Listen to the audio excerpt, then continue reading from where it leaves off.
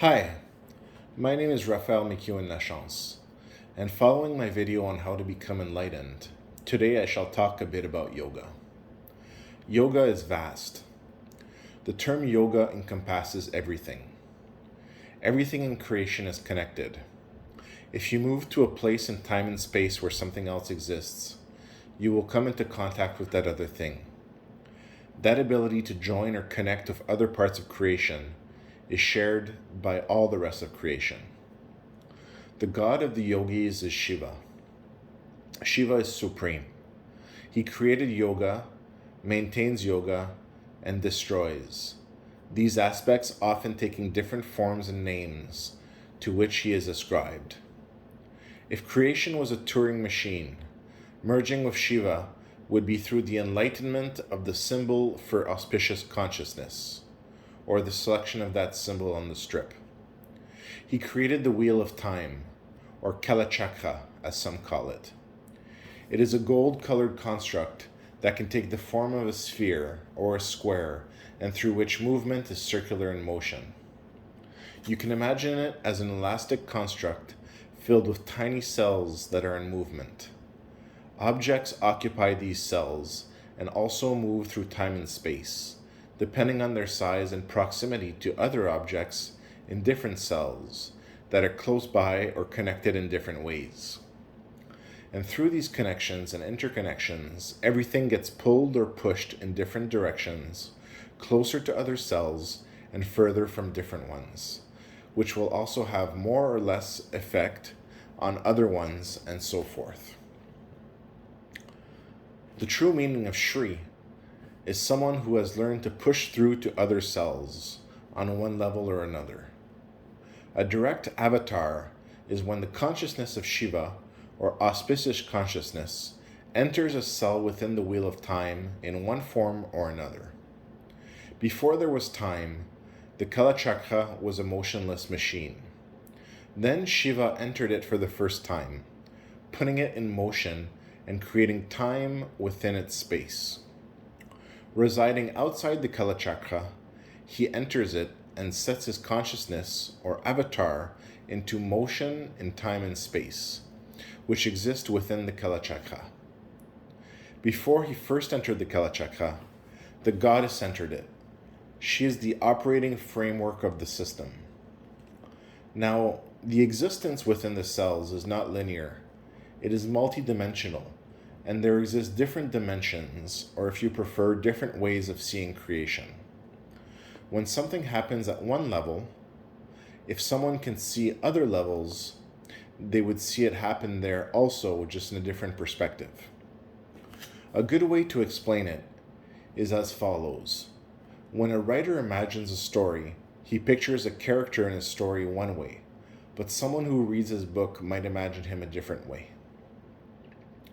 The avatars of Shiva are known to have great yogic powers. They have access to siddhis, or superpowers, that help them achieve their mission or objectives within the Kala Chakra. When born into a human, auspicious consciousness becomes a part of the soul.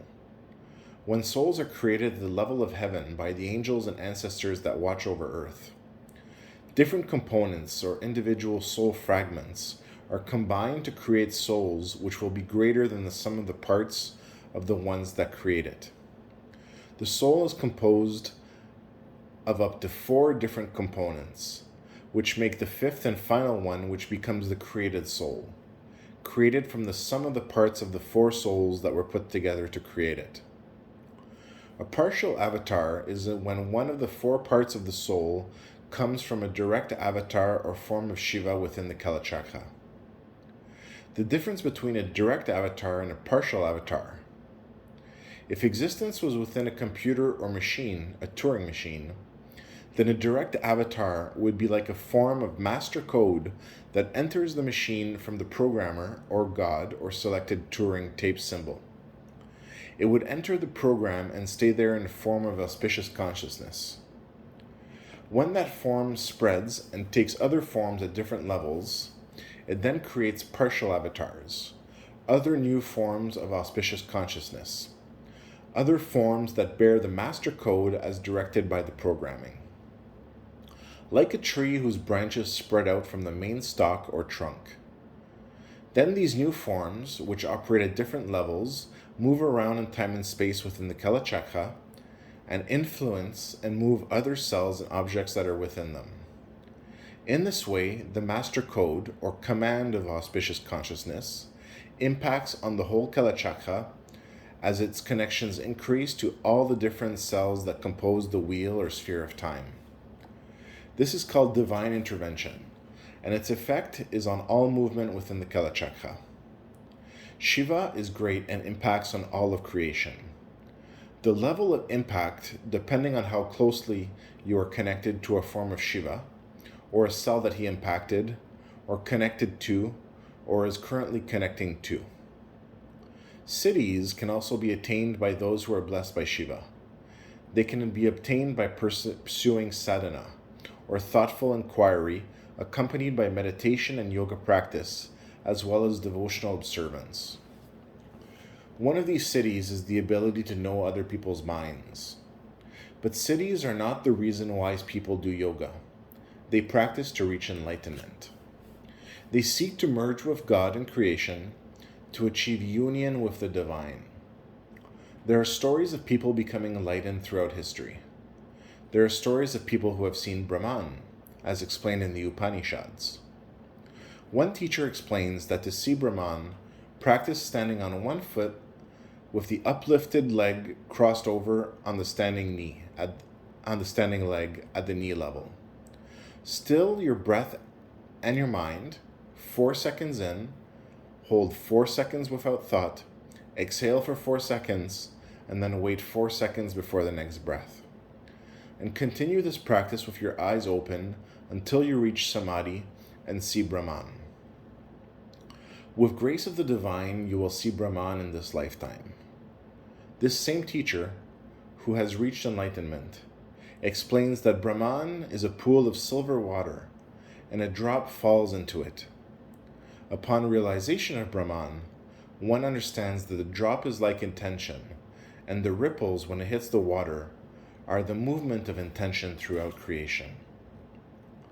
There is really no difference between a partial avatar and a full avatar. They both are auspicious consciousness taking form, simply at different levels of creation. An avatar has experienced union with God. A part of him was God before it took form, and he remembers it. He remembers God's plan for us. At one point in his life, he becomes fully enlightened and remembers the creation of his soul. He sees through all eyes.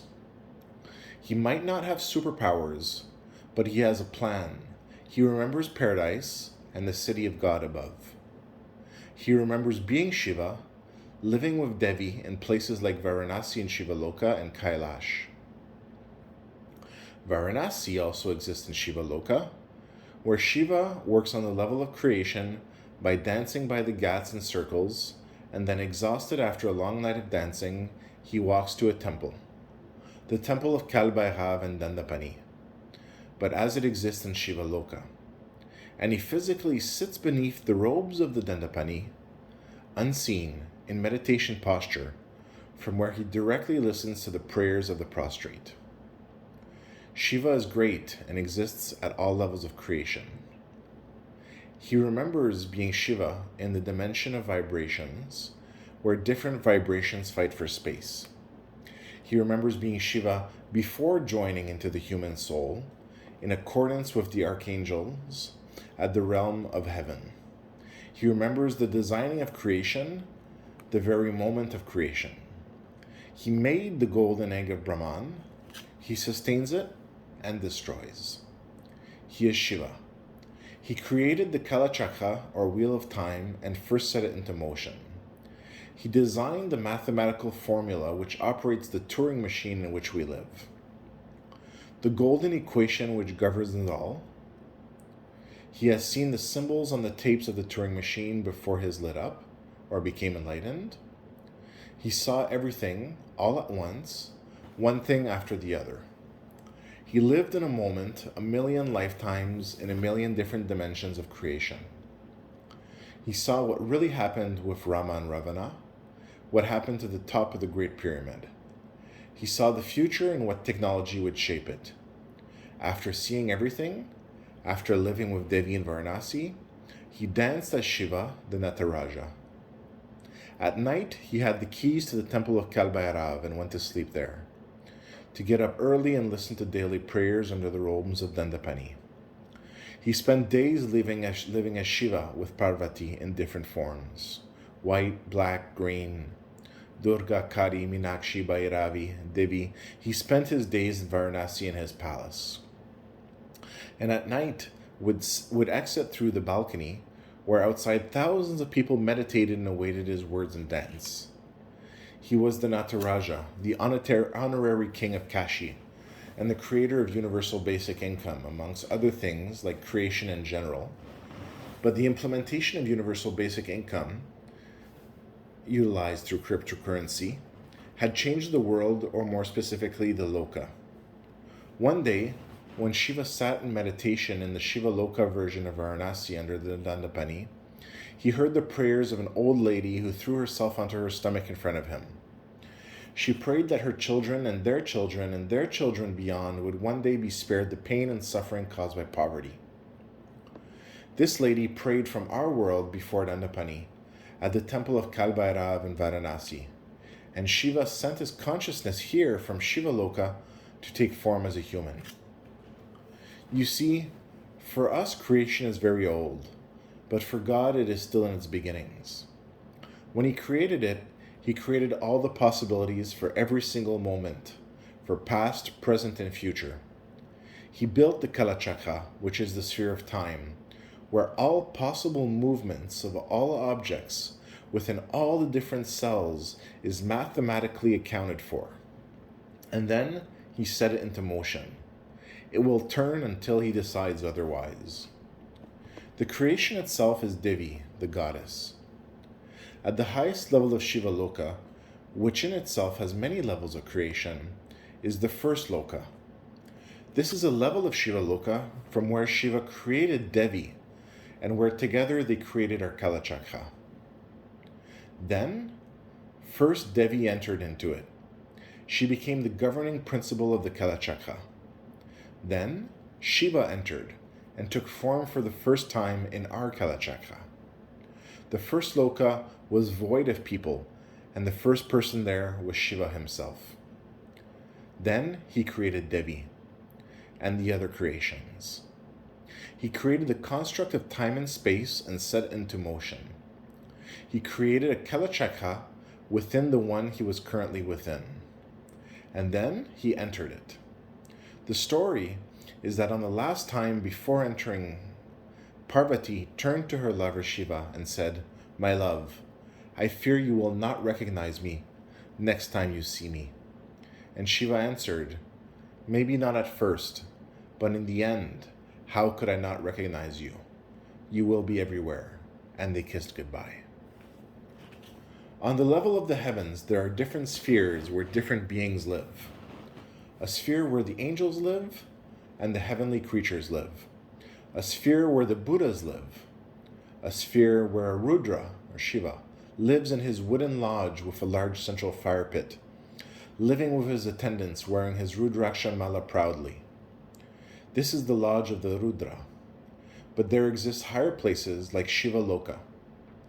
In the sphere of the angels play music for God. In a procession, they bring the cross into the Colosseum and sing as the light of God descends from above. The cross they carry has 2 horizontal bars.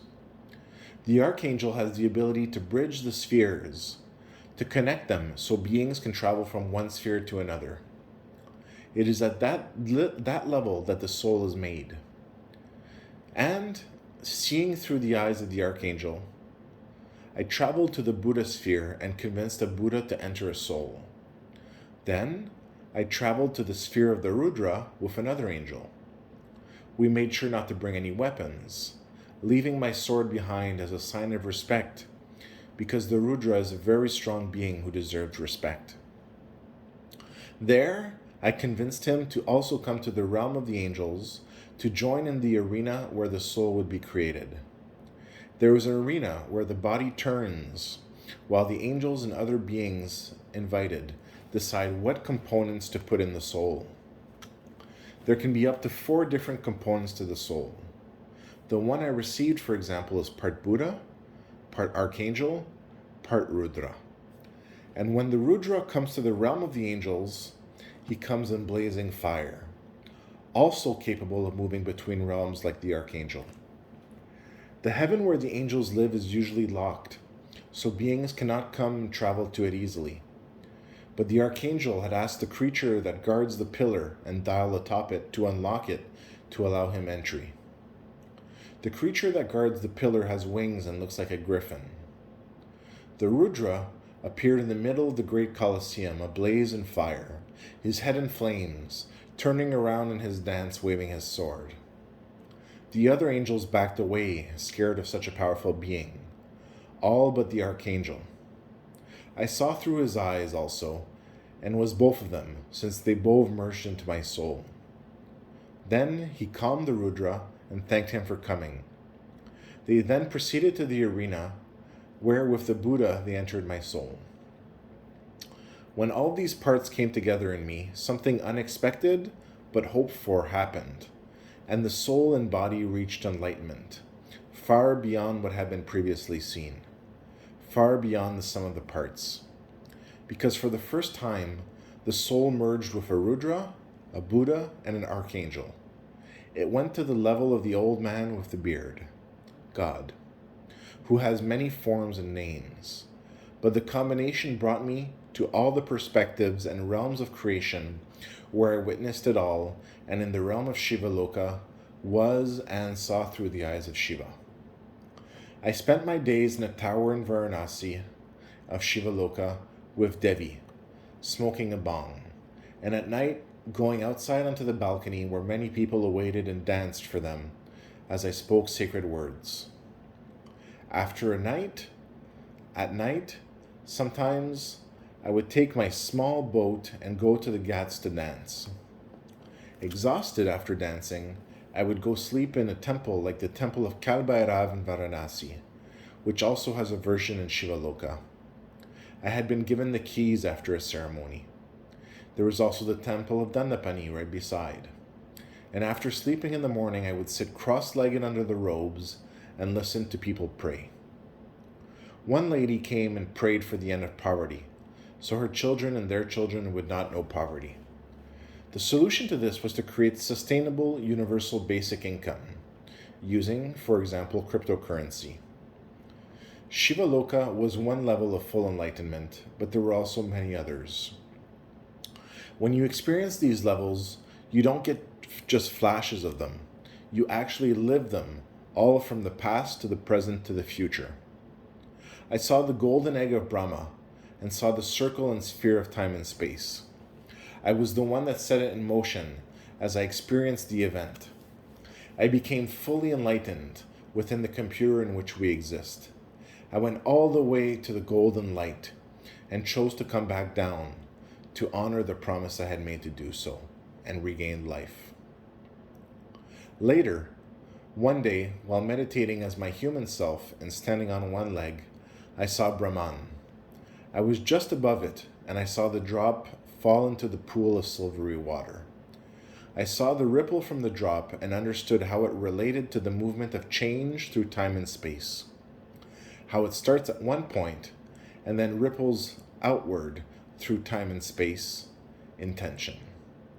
I meditated the same way for 2 years and only saw Brahman after that time, and only once. After that, I already knew and didn't need to see again. Brahman is breathtaking and beautiful. When you see it, all your senses become immersed in it, and this world of Maya is no longer perceived. It is also very quiet and dark. The light comes from the silver water. Enlightenment leads to many questions and many answers. The pattern of breathing I use to see Brahman is 4 seconds inhale, 4 seconds hold, 4 seconds exhale, and 4 seconds without breath. Eventually, the dizziness comes, and if you can pass through it, you may see Brahman in time. The great eye, as illustrated in some cultures with a pyramid, such as the one on the American dollar bill, is the eye of the computer, or more specifically, of the antivirus within the computer in which we live. When it triangulates onto an object or person, or if you prefer, on a location in time and space, it eliminates what was there. It is commonly referred to as the Allsteing Eye. You do not want to be in the location where the eye focuses at the time it focuses, because it eliminates what was in place there at that time from being and cuts off threads of the future.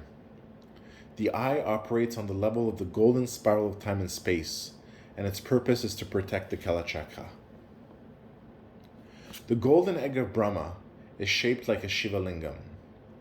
The reason we pour milk and honey on a Shiva Lingam is because by pouring milk and honey, we symbolically reprogram the world or the egg of creation in which it exists. First we pour the milk, and then we pour the colors we want to change to. Then we pour the golden color, as God would do on the golden egg of Brahma. Magic exists in this world, but it is very effective in the world of Shiva Loka. It can even be used against Shiva, but this is very foolish and harms the one who does so. To protect oneself from harm, one can infuse a crystal skull with the power to cast spells and place it in front of a crystal ball. This way, the skull can see into the future and cast spells to protect you. A spell has to travel a path to find you in time and space. It originates from somewhere and goes to another place in time and space. In essence, it follows the same principles as the Allsteing Eye and has to triangulate on its target. This is one of the reasons people like Agoris wear skulls. One of the easiest and most terrifying magics is skull magic, like that performed by true Agoris, because the skull is a target for triangulation, as the eyes and the mouth form a triangle. A skull can thus be programmed to cast spells, or used to absorb and deflect spells that would try to target you. Instead, they would target the skull you use for protection. In the same way, many people use a triangle or its symbol for protection. One perspective experienced during enlightenment is the realm of vibrations. On the vibration field, there exist different vibrations that compete for space. Different vibrations team up together, either absorbed by another vibration or an equal tandem, and fight to grow, or at least hold the space they occupy. The strongest vibration is the one of love. There are two vibrations of love, one with strings attached, and the other one without strings attached. The second is the strongest because it is the vibration of God, and when it appears or moves on the vibration field, it is recognized by the vibration of the deities, and is joined by them. Together they are supreme.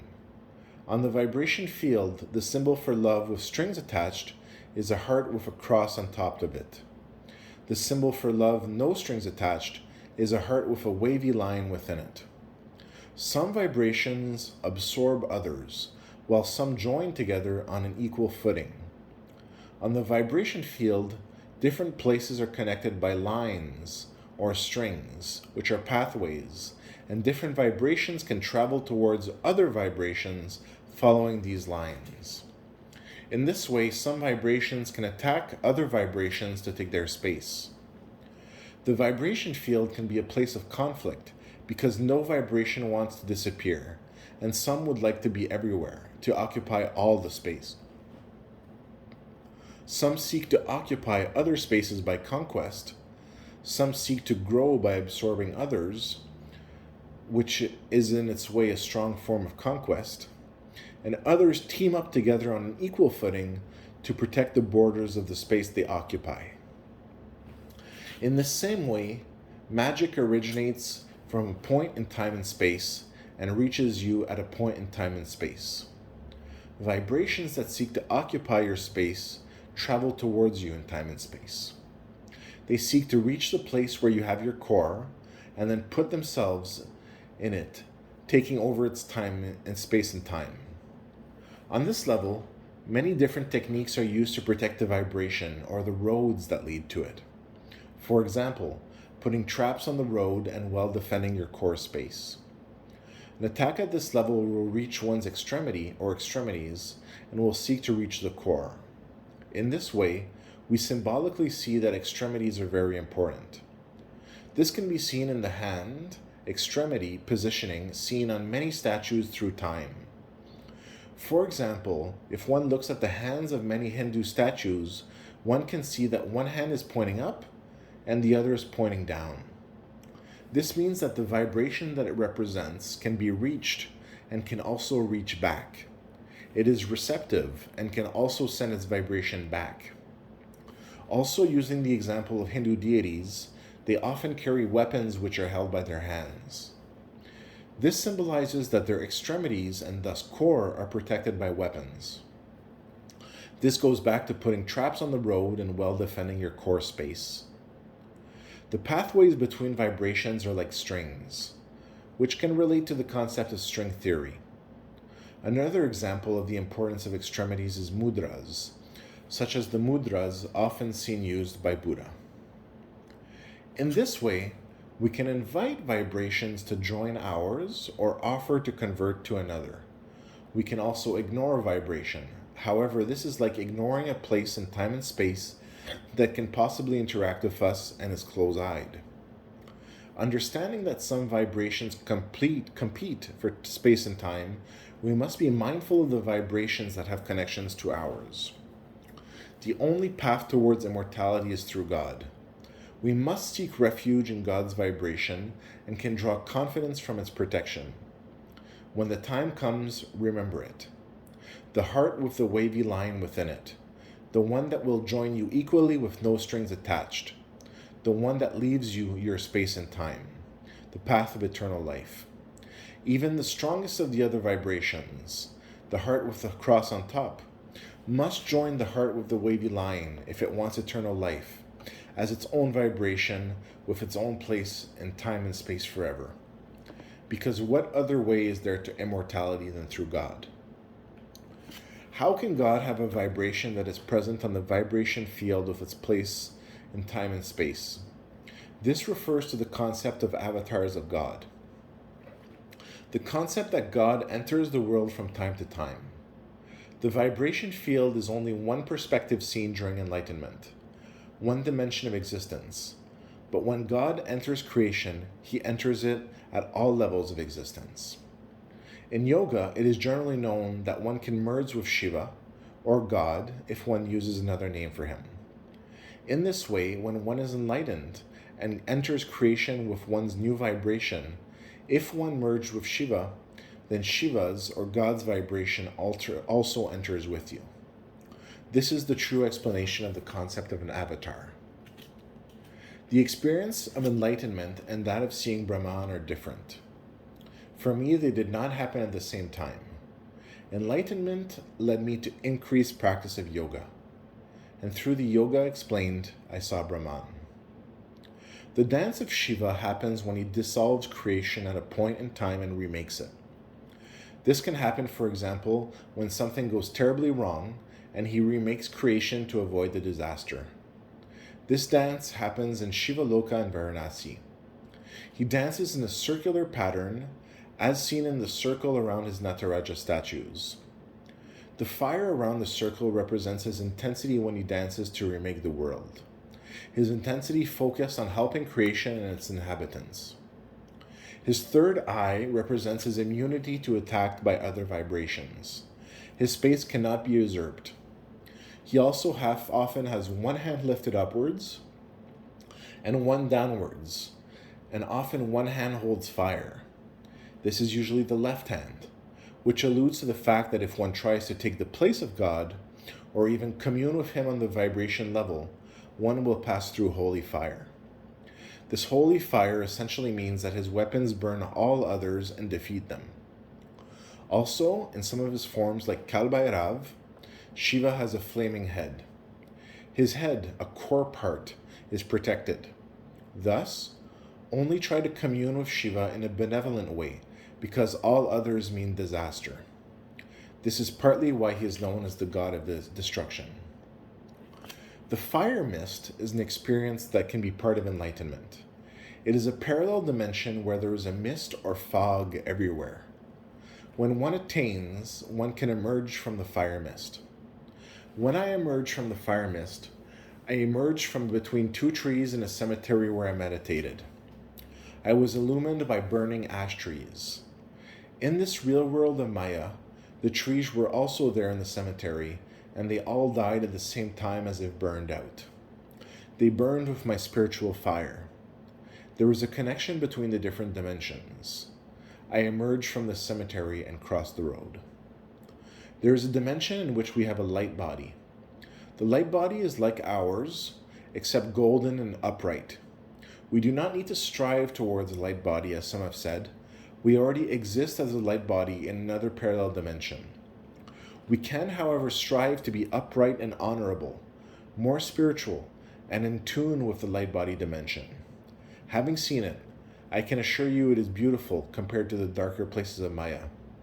But beauty also exists in Maya, and beauty is in the eye of the beholder. There is also a dimension where the spirits live and exist. It is known as the fairy kingdom. The fairies live around the king, who brings to them the light of God. It is a place of old and new stories, where stories crave for light to empower them. I have seen it, and it can be beautiful, but Maya is also beautiful. Avoid the fairy kingdom. There are old stories best avoided. There are many different dimensions when you become enlightened. You experience them all through enlightenment. Shiva Loka looks like Maya, or Maya looks like Shiva Loka. There is a dimension where you experience the Temple of Solomon. The temple houses the royal family. I was a member of this family. The temple stones glow in different colors. There is a village outside the temple, and people enter the temple all day. One of the most highly prized possessions in this dimension is Temple Bal Hashish, because smoking it helps you advance spiritually at a much faster pace. It is usually reserved for the royal family, and other forms of hashish exist. Sometimes part of the temple need to be rebuilt, although I will not dwell too much on this now. I was not going to talk about past lifetimes. Maybe I will talk about it a little bit. Suffice to say, I worked hard and for a long time to attain enlightenment. Good luck on your way. All this does not change life and the reality of Maya within which we live. It is our dimension, and it is our reality. This path is not necessarily for everyone, but life is precious everywhere. About angels and why they want to help end war. There was once a war in heaven between angels. On battlefields and armed with the most devastating laser weapons, the angels fought in golden armors when two camps formed among them. Two camps formed, one with a red flag and the other with a blue flag, and it was devastating. Great battles were fought on the battlefields. Then the black formed, red and blue again together, brought together by knowledge. After that, their life became geared towards healing and praising life. They formed a choir, and angels sang and played to God as the cross was brought into the great Colosseum and the light of God descended. After seeing the effects of war in heaven, the angels want to help us avoid its most devastating effects. Using technology that is far more advanced than our own, they incarnate through the souls of people here to come help. There is a connection between the different dimensions, between different places, and some places are higher than others. This is the place from where the soul comes. It is the level of creation where the souls for this level of creation are built, understanding that it is within a computer also, as is our level. There are different levels of creation, and within the different levels there are different places. Some are connected to many other places, and some are harder to connect to. All places are connected. Some places are hard or impossible to travel to, and different levels within the computer work in different ways. When enlightenment happens, a symbol becomes illumined. There are different symbols. The symbol that became illuminated in my case and led to Shiva Loka is the heart with the wavy line within it. Then the illumined symbol enters the vibration field as an avatar of God. The symbols are on a strip. There are actually 2 strips for this Turing machine. Another symbol was also selected, like male and female. After enlightenment, go easy on yourself. It can be a traumatizing experience that leaves you with so many questions and answers. Enlightenment may not be for everyone, but someone has to commit these truths to history. After enlightenment, go easy on yourself. Do not seek to understand everything at once. There is too much. Give yourself time to relax. Enlightenment is the greatest thing that ever happened to me, on par with life and family and friends and society. Through yoga, it is possible to see Brahman. To do so, stand on one leg and cross the other leg on the other one that is standing at the knee level. Follow the 4-second breath. Still the mind. Practice without thinking about seeing Brahman. If you are thinking that, you have not stilled the mind. Keep your eyes open. If possible, do not blink or blink rarely. When the dizziness comes, it is not from lack of breath. You are breathing. Go past the dizziness, standing on one leg, and in time you may see Brahman. All possibilities for the future have already been programmed, as they are for the present and were for the past. These possibilities operate within time and space and are related to movement and lack of movement. It is possible to go para Brahman. God is one. It is possible to merge with the light of God. We are within a form of computer. Is God within the computer, or is God the one that created the computer, or the one who created him or her? Is the God who created this computer also in a computer? Is Brahman within the computer, or does the computer exist within Brahman? These are questions that have answers. Through yoga, one can become enlightened and can see Brahman. Yoga is of the utmost importance. Through yoga, one can obtain siddhis. Do not dwell in cities. They often require a breaking of the mind and can cause more harm than they are worth. They all happen during enlightenment on different levels and dimensions, but do not seek them out in the reality of Maya in which we live. Through yoga, one can see Brahman in this reality. Through yoga, one can become enlightened and can merge with God. Through yoga, one can maintain good physical health. Through yoga, one can learn to still the mind. These are the best reasons to practice yoga. Shiva Loka is a place where there is no poverty. Everyone there receives universal income through cryptocurrency, and it is not a small amount. Like the changes or reprogramming of Brahman move through time and space, as above, so below is a principle that moves through time and space. It can take time for the change to happen, especially in a time where enlightened people are rare, and when they do not have a direct influence on the decisions being made on the planet. I saw the possibilities for a future as I saw the past. In the future, a council of spiritual leaders govern. They govern from a black tower and manage the conservation of life. Every new child is assigned universal basic income upon birth, so by the time they reach adulthood, they have a significant sum set aside so they can follow their heart and contribute to society in the way they see fit with the resources to do so. Society cares for every new child in the sense that they are the children of our society, our future, and the harbingers of the future of society. Every child, like every adult, is special and a valued member of society. Since parents' universal income is sufficient so that they do not need to use their child's universal income for expenses, the child's universal income rises to a considerable amount by the time they become an adult. In this way, we ensure that every single new person has equal financial opportunity and financial backing to work on what they desire when they finish school.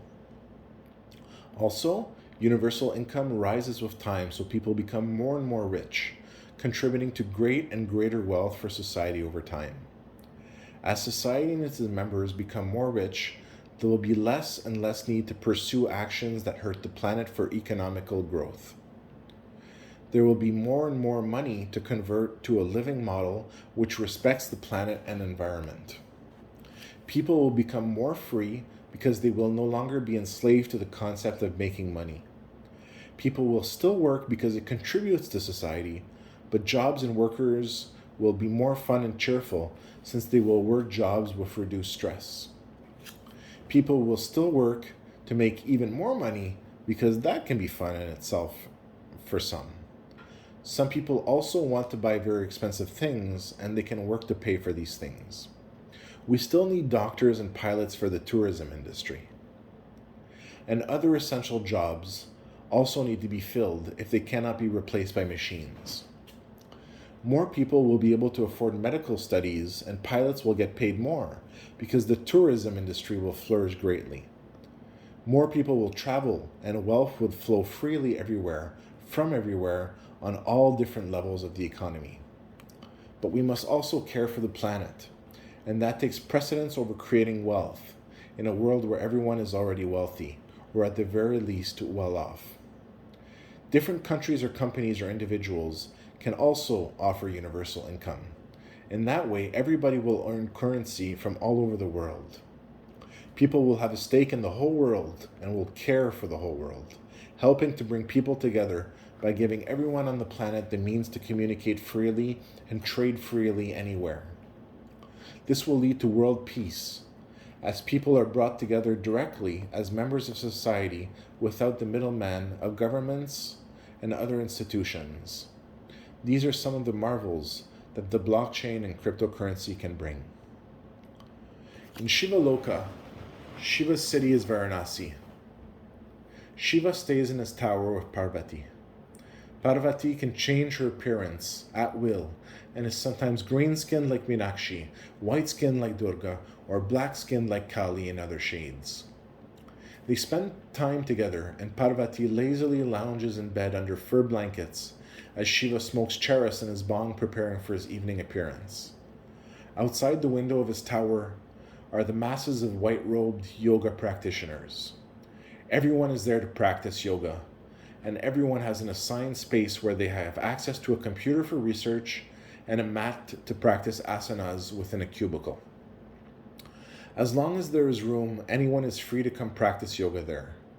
Everyone has the means to get there from any location and the means to practice yoga full-time because of universal income.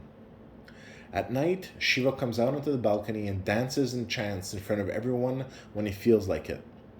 Sometimes he reads or comments on world events from his balcony. He lives like a king in Kashi. Benares is his city. And when it gets too hot, he goes to Kailash with Parvati, and they spend time on the top of the mountain at the temple. There are gateways between dimensions, and they exist within cemeteries and by crossroads. When one emerges from the fire mist, one emerges from these gateways. These are the gateways angels emerge from, and also someone who is Shri, although they emerge from different gateways. In the dimension of the fire mist, air is thick with mist and the sky is dark but lighted by burning trees.